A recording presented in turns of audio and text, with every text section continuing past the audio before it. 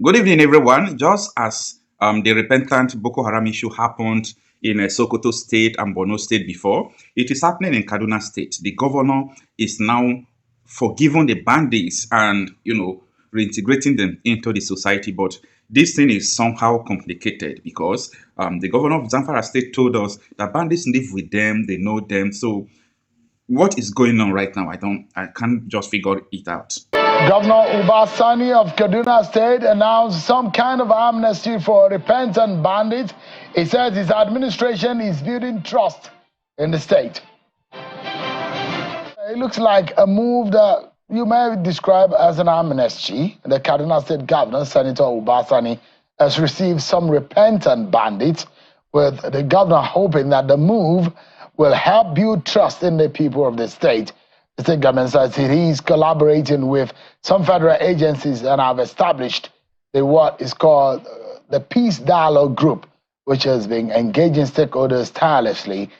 Governor Ubasani is pledged to ensure fairness and justice for all residents, including farmers, herders, and traders, as part of efforts to foster lasting peace and development in the state. It was yesterday that he received the first group of repentant bandits and reopened the cattle market, which had been shut for nearly a decade due to insecurity. Take a listen to part of what the governor said to the repentant bandit and some of the residents of that area. This administration is here to listen, to act, and to ensure justice for everyone: farmers, herders, traders, and all residents of Kaduna State. The Peace Dialogue Group, established with the Kaduna State government in collaboration with the federal agencies and security services, have been working tirelessly to engage all stakeholders. Through numerous meetings and extensive discussions, we have built bridges of trust. Several senior bandits leaders have laid down their arms and embraced peace, along with their followers. These individuals have been enrolled in a rehabilitation program designed by the Kaduna State government in partnership with the federal government. All right, we'll be getting insight into the reasons and decisions of the governor of the state in receiving or accepting these repentant bandits, and what could become the outcome in the coming days. Bro, of course, on the program also tonight. All right, I might not be against rehabilitating all these, bandits. They are terrorists. They call them bandits. But the question is, are they going to stop terrorizing? Are they going to stop what they are doing? Are they going to stop all these bad things that they have been doing? That is 1 billion question that people are not asking. Are they going to stop? Because now, come to think of it, you know that, or you remember that this repentant Boko Haram that were inducted into the military, what happened? After some time, they gather ammunition, they gather healers, they left the military. They took all the ammunition they bought for them and they started using it to terrorize the people. Because the process of rehabilitation is a psychological process. It's not a process of gather them, give them money, give them weapon, put them into the society, put them into the military. That is not the process of rehabilitation. Rehabilitation is psychological. What led them to start terrorizing? Number 1 question. What is the motive why they say they want to surrender? Is it because they are tired of terrorizing? They are not tired. They are hungry. The economy is in shambles. These people, they don't have food to eat. They have got to return back to the village so that they will ask the government to help them. And after government have rehabilitated and all those things, they will still go back. What about their neighbors who are still terrorizing? This one will become informant. What kind of country are we living in? Take a listen. Thank you for having me. Yesterday, precisely in the evening at Benengwari, we were able to conclude our discussion with the relevant stakeholders, that is the Benengwari community, including the mayor of Benengwari, as well as the people of Benengwari, where the bandits are. Of course, you would be aware that this arrangement was in the process in the last six months precisely. We've been on this thing in the last 6 months, and thankfully, yesterday we were able to come to a conclusion where the bandits dropped their own arms and, of course, embraced peace. Of course, for me, it's a major achievement by Kaduna State government. Most of these bandits are known by the people of Benangwali local government because they were born there, they were raised in Benangwali. So, but of course, we believe it's a way to go. If we could not be able to achieve the kinetic approach, we should also look at both kinetic and non-kinetic approach. And I'm happy we are now achieving some successes. Only last 2 weeks, as part of the agreement, they were able to release at least 106 people that were kidnapped by the bandits. So does it mean that they were on the military or the security agencies were unable to capture, arrest, or demobilize these bandits? That's why you and your government are looking at this alternative measure. No. Maybe you did not listen to my statement at the occasion yesterday. It's a process that took almost 6 months precisely to reach this position. And of course, as you are aware, Benangwali is one of the most critical local government in terms of banditry, kidnappings, and insurgency in Kaduna State, or I can say in the Northwest. But of course, when I came in, I made it clear to everyone that the most important agenda of our government is to ensure that we bring back peace.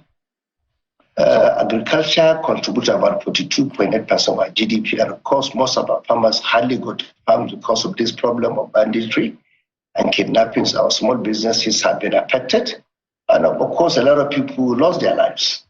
And of course, this problem have been in Benangwali in the last over 10 years, precisely. And of course, like I said, it's a joint effort between Kaduna State government. We initiated this effort, but we also partner with the federal security agencies, that is the Office of the NSP, the military, the Air Force, the Army, and all the relevant security agencies. So it's a collective effort. And what we did yesterday, the program at Hill, we embarked on ensuring that the bandits came themselves. And the process of disarmament, demobilization, and reintegration is in the process. Of course, like I said. Now, let me ask. Does it mean that these bandits have totally been forgiven of all their crimes? No, I'm not talking about forgiving or not forgiving. But of course, as a governor, when you're elected by a people, you listen to what the people want. Like I said, we sat down with the people of Benangwali local government at the Emir of Benangwali who have been part of this process. He's someone that have been witnessing this very unfortunate incident in the last 10 years. And he was the person who actually welcomed this development. And as a governor, for me, the most important agenda of our government is protect the lives and properties of all. That is what I said. The approach is not just about forgiving people, not forgiving them. The most important thing is bringing peace to the people of Benin. I mean, one thing that will come to mind is that if these people are called repentant bandits and they have been reaccepted to the society, the question is that some of the offenses or the crimes that have been alleged to have committed include banditry, terrorism, kidnapping. These are federal offenses which are not in the purview of the state government. They are federal offenses. So the question is whether or not you and your government have the prerogative of the power to be able to let them off the hook. Okay. It seems that we lost the connection there. I will try to reestablish connection with the governor of Kaduna State, Senator Obasani, whom we have been having conversations on the repentant bandits that have been received by the governor of Kaduna State.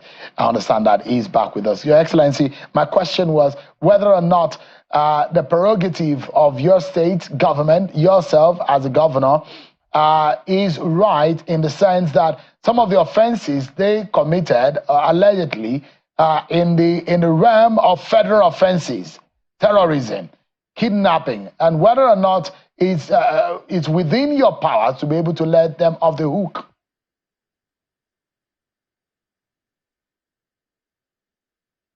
Hello, can you hear me? I can hear you now, Your Excellency. Please go ahead. Okay, so like I said, this is a joint effort between Kaduna State government, the Office of the National Security Advisor, all the relevant government agencies at the federal level. All of us are working together to ensure that we succeed in this effort to bring peace to our communities. Of course, in the last 10 years, we've been witnessing this very unfortunate incident of banditry, kidnappings, and insurgency in our own localities, particularly in the rural areas that I just told you has affected hundreds of thousands of our people. And that has also brought about a lot of poverty in our own communities because our people are farmers, they cannot go to farm. But this year, as I'm talking to you, I have not at the moment, our people go back to farm. Yesterday, I opened the market, the cattle market in Binongwali, and everybody in that community was happy. Let me give you an example. In the last 6 months, when we started this discussion, our people traveled from Kano to Binongwali without any fear. Nobody was kidnapped. Nobody was attacked. Nothing happened. And for me, it's a positive sign. As a governor, let me be very frank with you. It's about coming out with a solution. I don't care about politicizing issues. If at the end of the day, I'm able to protect my people, ensuring that they can go to farm, our people can work freely, that is the most important thing. Any other thing, as far as I'm concerned, is secondary. The most important responsibility for me as a governor, when I was elected, I promised the people of Kaduna State I will bring back peace to our own states. Let me give you an example.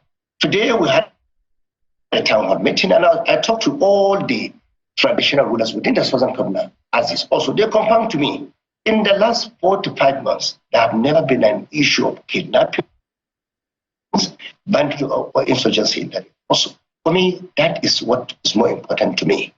Because if we continue like this and we're able to address the problem of security in our own state, we will be able to back on other important programs like enhancing education, healthcare. Because as I'm speaking with you, there are a lot of things we want to do, but we can only do them if there's peace and there's security in our own communities. So for me, what we've done in Kaduna today, yesterday, is Kaduna model. And I want you to give us benefit of the doubt. Because today, the people of Benongwari are extremely happy. Everyone is moving around. What will happen, like I said, most of these people that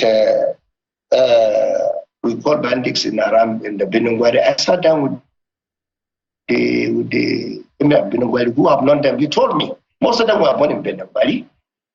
He knows their parents, he knows their families. Look, this thing that is happening at the moment, there was a mistake or something that happened in the past. Recall, there were a lot of effort in the past to address this problem, but there was trust deficit. That was what actually led to the escalation of insecurity. So we are not looking at only the problem, we are looking at the symptoms and the causes of this insecurity. So we're able to tackle the symptoms. So, Governor Sani, so I'd like to ask, are there any kind of negotiation that came before all of this? What did they ask for? What did you give? What was it that they said? Because Bello Toriji, for example, gave a lot of conditions before he could lay down his arms. So these Dogo Gide, for example, what is he asking for in return for laying down his arms? Let me tell you, Dogo Gide and when they went to school, everyone was worried. And of course, I came to the national television. Remember, I had an interview with you, and I told you the difference between what we're doing in Kaduna and many other places is that we refuse to politicize this issue of insecurity. because I believe we look at the root cause of this problem. We went back. Recall, only last week, when I attended the program of Sadoni Memorial Foundation, maybe you were not there, or you were, I'm sure it was reported in your channel television. I made it clear that as far back as 2015, in the northwestern part of Nigeria, we did not know anything called insurgency. We didn't know anything called banditry. We didn't know anything called kidnappings. We were only battling as of 2016, there was only something called cattle rustling. Remember, if you don't know the record, I'll tell you what the data. So that was what happened.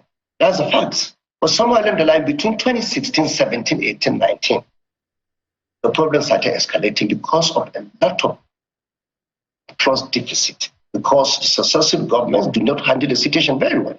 That was the issue. And there was trust deficit. And I can tell you, sitting here, I can tell you a lot of issues went really bad along the line. And when the Kuriga children were kidnapped, when they were returned, a lot of people, some were jubilating, some were happy, but of course, even the insecurity merchants were not happy that the children were released. So I'm trying to be holistic here. But somewhere along the line, what did I do? I sat down with these children as a guy and asked them what actually happened. They're children. They're between the ages of 9, 10, 11, 12, maximum 14. And they told me, sincerely, because they don't lie, they're children of 9 years. And they told me, Excellency the Governor, we had a message from these bandits. They kept us for 14 days. And I asked them, what did they tell you? What really happened? I asked them in confidence. This is the first time I'm disclosing this thing to anyone. And they told me the bandits told them the reason why they do not hurt them, they didn't do anything to them, was simply because they're children. They don't want to do anything against them. But the truth of the matter is that they also sent them to me to talk to me. That in the past, there were a lot of discussion between some of them and successive governments. And somewhere along the line, most of their people were killed by the security agencies. That could be the problem. When they started discussion, negotiation. But in this case, let me answer your question. We did not give them 1 naira. There was no monetary issue at all. Let me tell you. Most of them are tired. We sat down with them and we asked them, why do you have to continue to remain in the bush? Just attacking our people, kidnapping them. What did they do to you? These people are poor people. They are not the people governing this country. Why do you have to go and start attacking the poor people, the vulnerable, the underserved, and the poor? In fact, yesterday in Beningwali, the person that received the letter on behalf of Jambros, don't forget, Jambros was the person that single-handedly kidnapped 137 children in Kodega. Only him and his gang. Yesterday, I met his father. His father received a letter on his behalf. And I can tell you, I was shocked when the father was telling me most of the things the government were saying in the TV and in the radio. So these people are also extremely, very, very, at least current in what's happening. And let me tell you, the earlier we stop politicizing this issue, the better for all of us. So what are we trying to do now? We did not just go as a government and negotiate anything. We carry particularly the Beningwari community under the leadership of the Emir of Beningwari, who have been in that seat for decades, who have been involved in many things. And he told me that all those bandits we're talking about were born in Beningwari in his presence. That's what happened. So there was no negotiation, so Governor, there was no monetary did you learn anything from what happened in Zamfara and Katsina State? These are states that have also adopted this similar measure. Let me tell you this. The model, this is Kaduna model, is different. I beg your pardon. This is Kaduna model. Kaduna model is different from any model. We are not just, as I'm talking to you as of tomorrow, we will start the registration of most of these people that are repentant.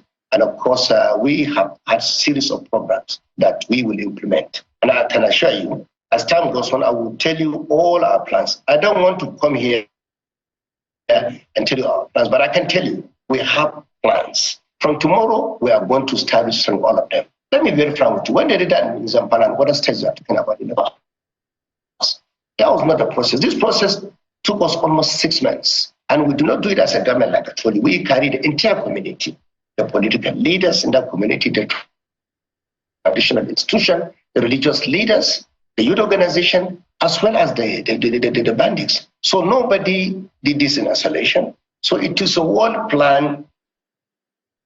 That's why we call it Kaduna model. And I can assure you, by the grace of God, I have not at the moment others will adopt what we are doing in Kaduna for the lasting peace, not only in Kaduna State, but in the north, generally, and by extension, Nigeria.